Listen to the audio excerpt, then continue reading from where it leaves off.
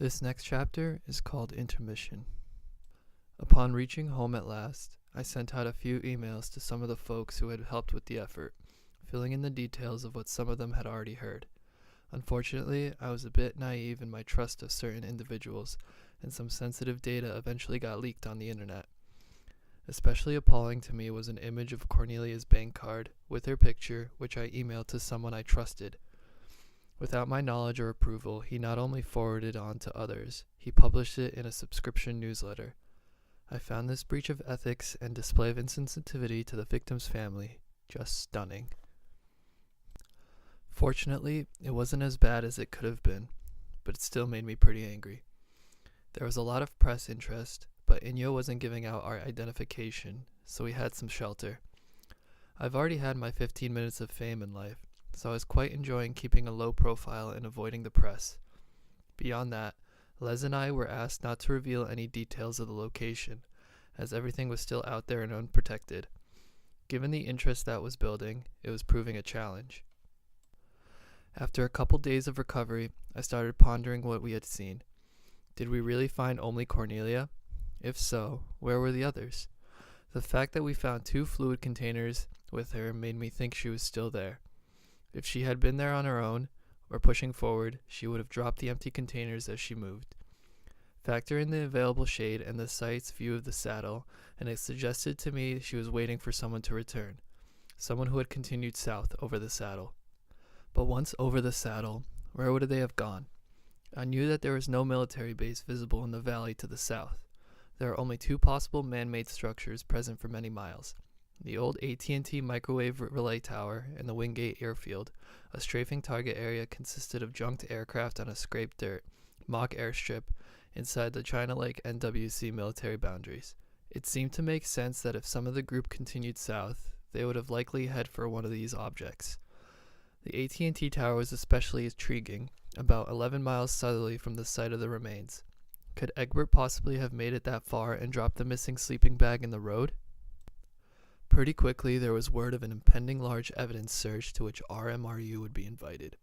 Somehow I ended up being the contact person, and on November 11th, I got a call from Corporal Terry Waterbury of the Inyo County Sheriff's Office, who identified himself as the search manager for the upcoming effort. He began filling me in on the plan, which left me more than a little surprised.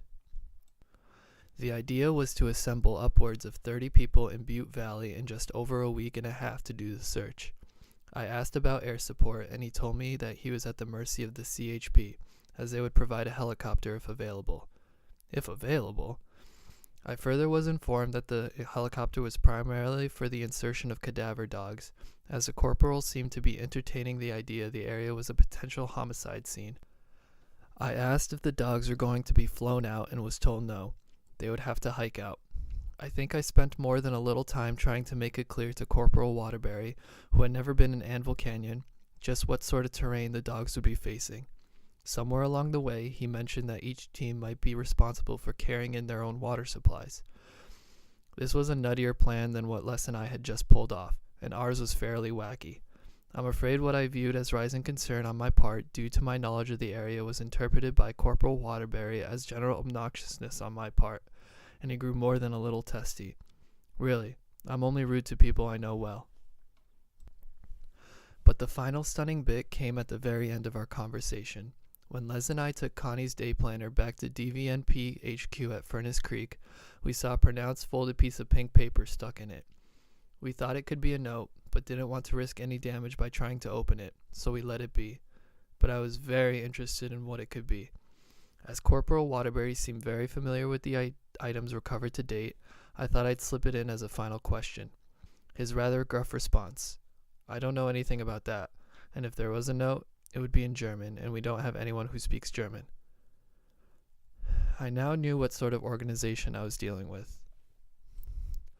For reasons I still fully don't understand, the search plan for November 20th to the 23rd imploded and was postponed to December 4th through the 6th.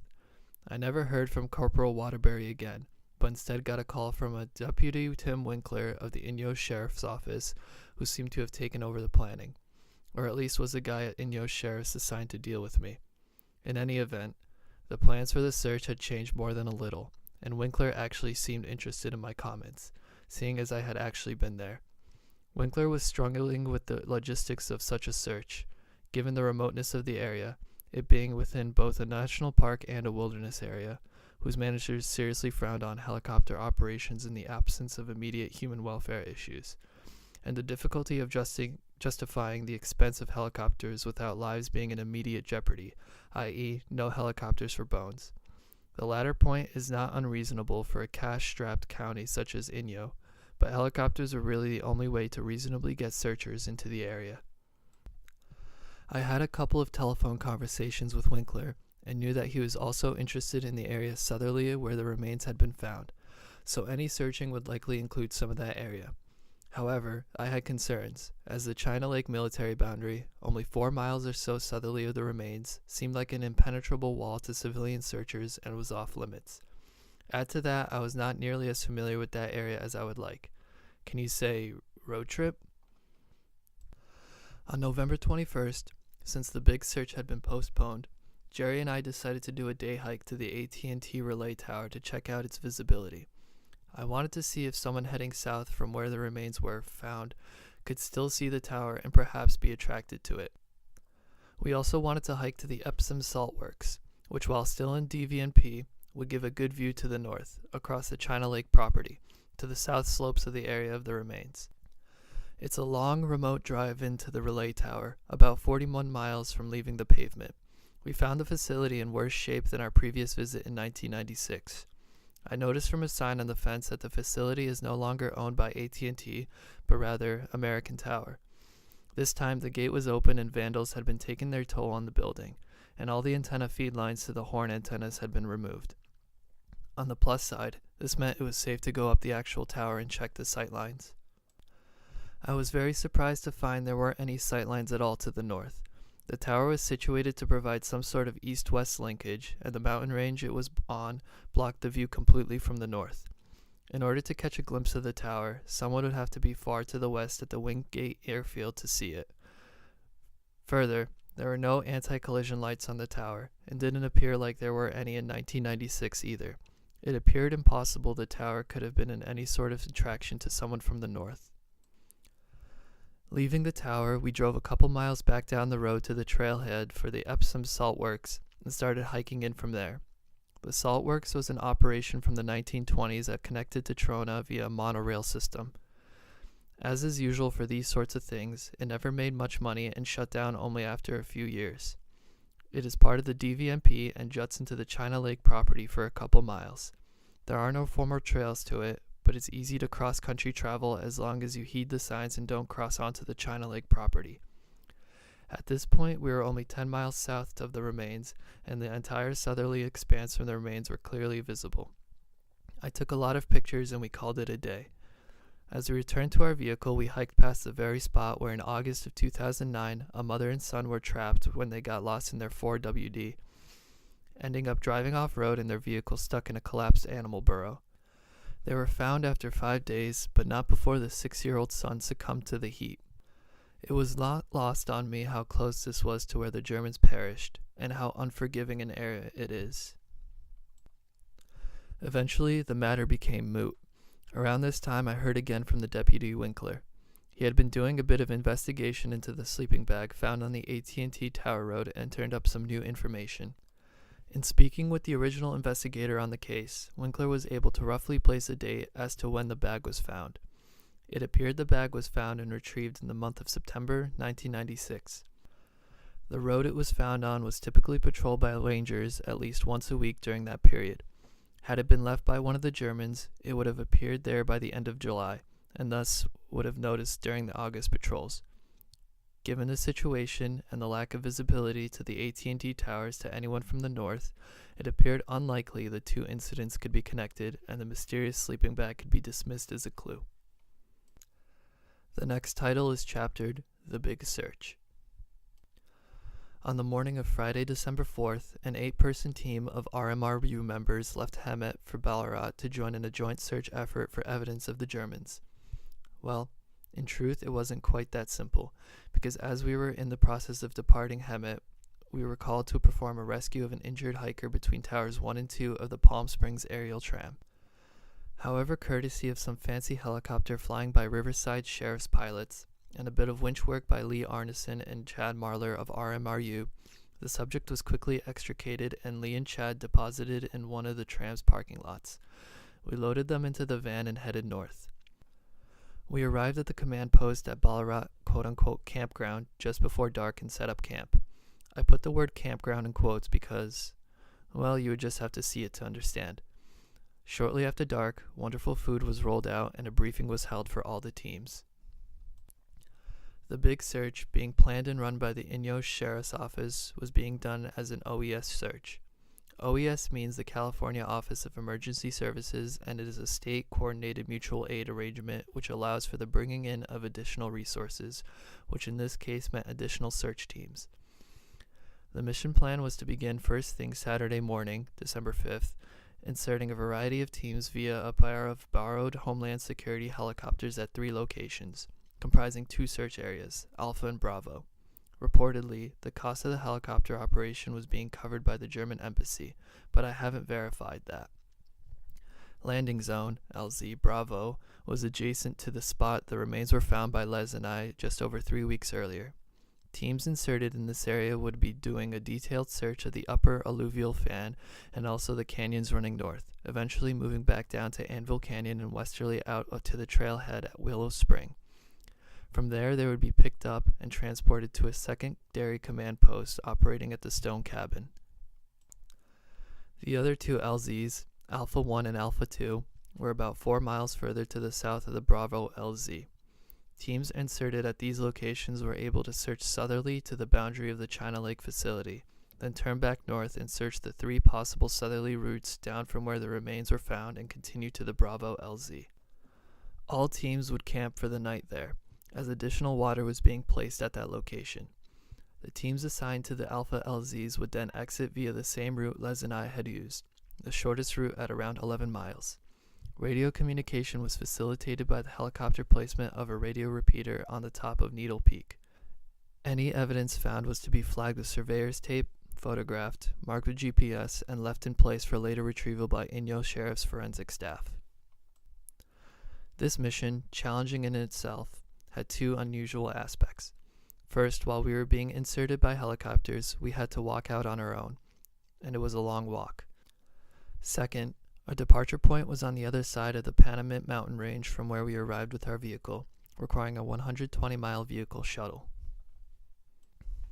The ground search teams were typically composed of 3 individuals. However, there were also 3 trained cadaver dogs. The dog teams consisted of a dog, its handler, and a second individual to carry additional water and supplies.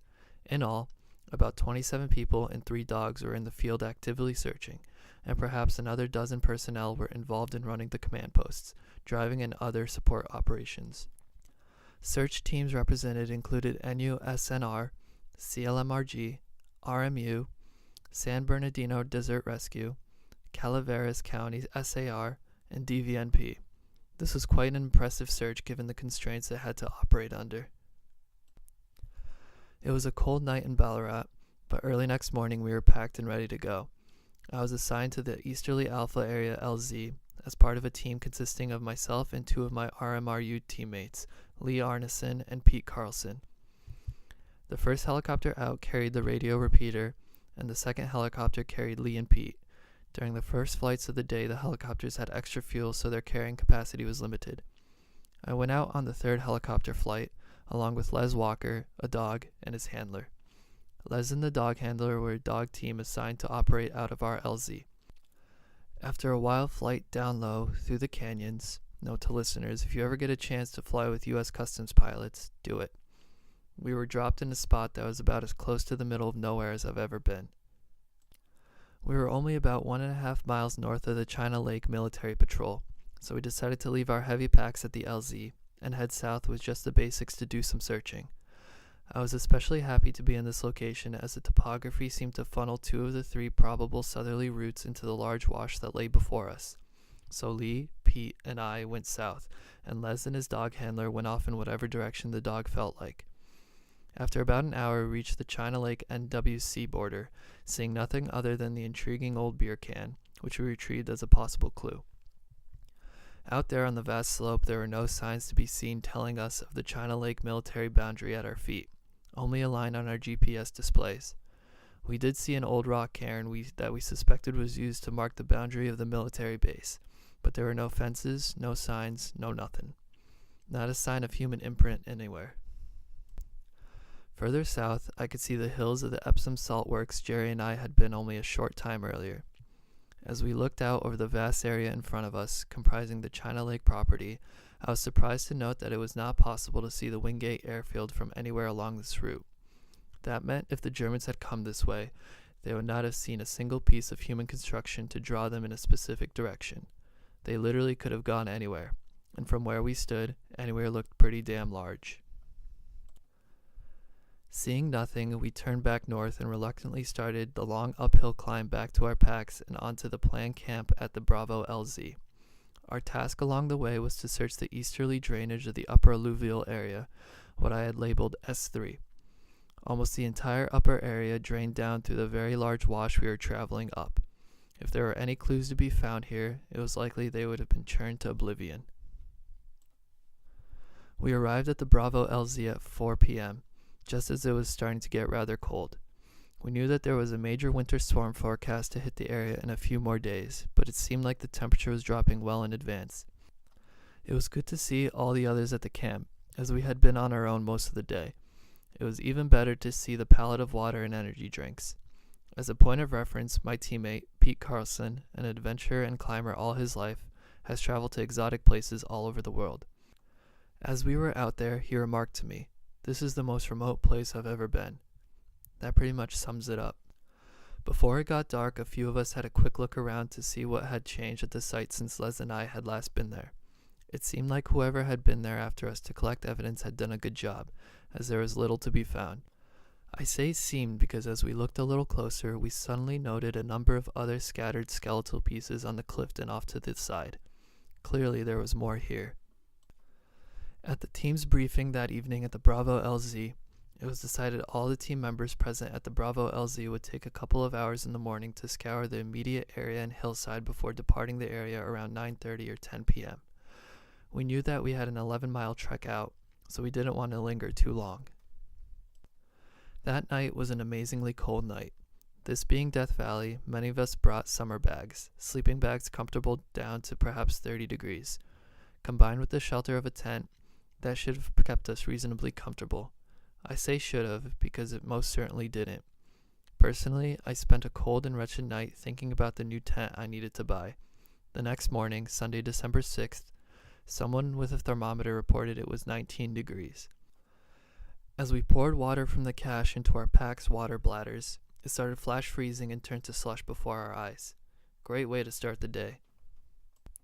The cold temperature made the heat-generating act of walking around the hillside quite pleasant and welcome.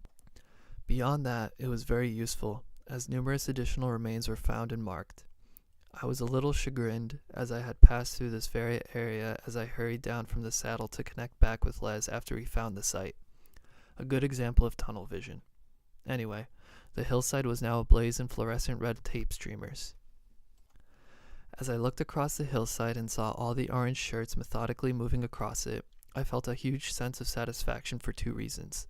First, I think the Germans' families would be touched to see all the interest in their missing relatives even after all these years. The people out here had all displayed intense dedication to find and bring the Germans back. And second, some of those folks on the hill were on the original search and it was closure for them too. Finally, it was nearing 10 a.m. and it was time to depart. We were warned via radio that the storm had moved up and was now expecting to hit that night, so we were all maybe a little bit more eager than usual to leave.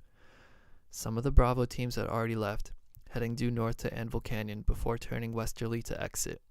They would be checking a couple of canyons on the way. The rest of us, mostly from the Alpha area LZs, were taking a more direct route and heading up and across the alluvial fan to the northwest, to where Les and I had camped earlier. From there, we dropped into the canyon that would take us most of the way towards Anvil Canyon.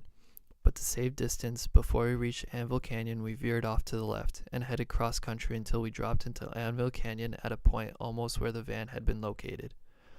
Lee, Pete, Les, and I seemed to be toward the front of the groups and reached the head of the canyon as the wind started to pick up to gale force. Wonderfully for us, there was a four-wheel drive waiting to take us to the command post at the stone cabin.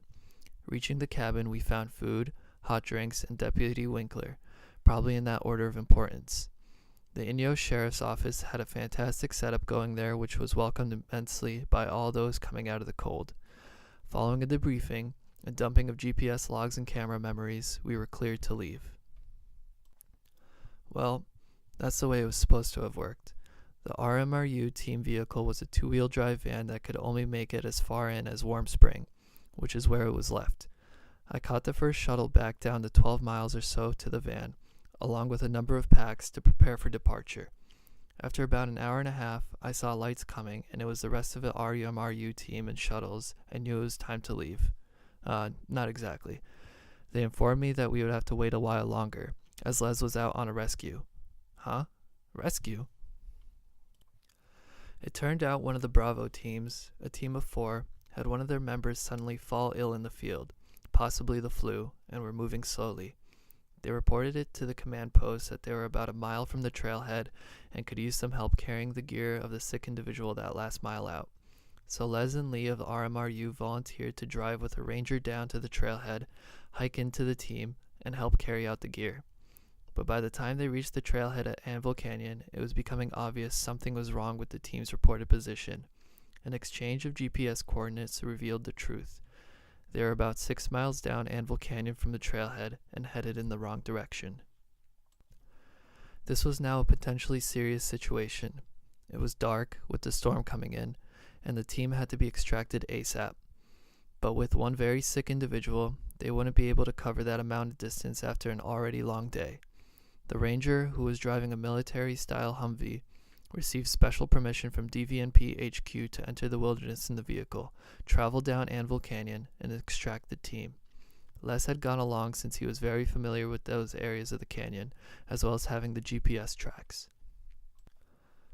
So finally, after another hour and a half, Les arrived at the RMRU van with the ranger, with a good rescue accomplished. For RMRU, the DV search was nicely bookended between 2 other rescue missions. It was a long drive home, and we didn't reach our Hamet base until 12:30 a.m. Monday morning, after which we unpacked and headed off our respective ways. It had been the plan of the Inyo Sheriff's Office to send a helicopter in the next day to extract the additional remains and evidence we had found and marked so well. But the intense storm coming in was expected to dump snow on the area, making retrieval impossible for perhaps a week. Because all this marked material would be sitting there unprotected in the interim, the sheriff strongly urged all of us to keep all of the weekend's events as confidential as possible until they could retrieve the material. Considering the buzz over the case and the discussions happening on various internet forums, it seemed like more than a reasonable request, and we were all happy to comply. It turned out the forensics people weren't able to get back to the site until December 29th, so keeping a lid on the information turned out to be a very good idea. On March 8, 2010, the Sierra Wave news outlet in Bishop reported that the Inyo Sheriff's Office had so far failed to positively ID the remains recovered. Weather exposure had deteriorated them to the extent no viable DNA could be recovered. Forensically, all that could have been said was that the remains included the bones on an adult male and an adult female. No conclusive evidence of the children had been found, and that more searching would be required.